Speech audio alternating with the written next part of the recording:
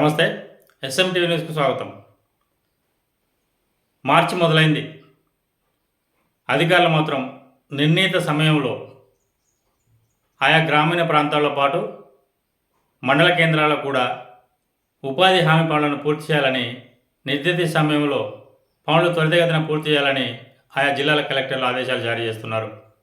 దీనికి సంబంధించి కింది స్థాయి అధికారులు కూడా గ్రామ స్థాయిలో ఉన్న ఫీల్డ్ అసిస్టెంట్లను ప్రోత్సహిస్తూ ఉపాధి హామీ పనులను జోరుగా సాగిస్తున్నారు. అయితే ప్రతి గ్రామంలో ఒక్కో రోజు 50 నుంచి 100 మంది వరకు వేసీకర్లు పనులు ప్రారంభిస్తున్నారు. అయితే వారు కూడా మాకు తగిన పనికి ప్రతిఫలం ఇవ్వాలని వేసీకర్లు కూడా అంటున్నారు.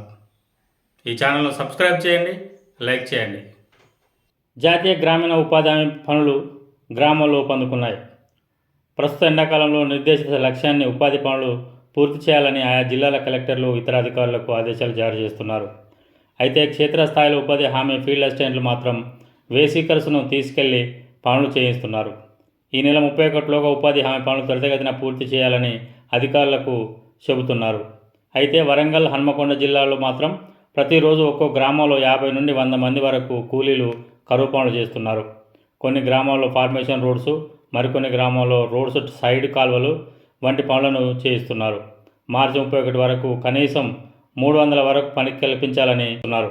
అయితే కూలీలు మాత్రం పనికి తగ్గ ప్రతిఫలం కావాలని కోరుతున్నారు. ఈ ఛానల్ను సబ్స్క్రైబ్ చేయండి, లైక్ చేయండి.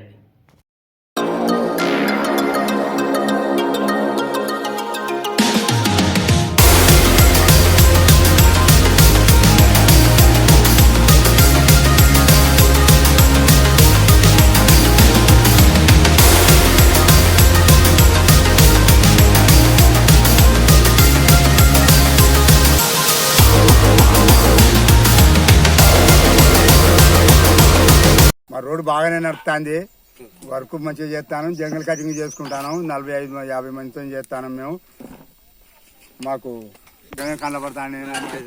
ఇంకో కూలి మరి ఏం గిడతలేదు. జంగల్ కటింగ్ బంటాలు చేస్తాను. మేము మాకు కూలి పడాలంటే 250, 300 పడాలి. తోటలేర పోయి ఇచ్చిపెట్టి వాళ్ళు వస్తాను. మేము కాయలు మేటోళ్ళు పోయేటోళ్ళం కూడా వస్తాను. మాకు వర్క్ మంచిగా అవుతుంది. ఇప్పటికైతే జంగల్ కటింగ్ చేస్తాను, వర్క్ చేస్తాను. బంటాలు మంచిగా మీటర్ తీస్తాను, లోతు తీస్తాను, ఎలుపు తీస్తాను. మాకు మంచి కూలి పడాలి. మా రోడ్డు కూడా మంచిగా ఉంటుంది. నాచిన పెళ్లి కన్వీనర్ సమ్మయ్య.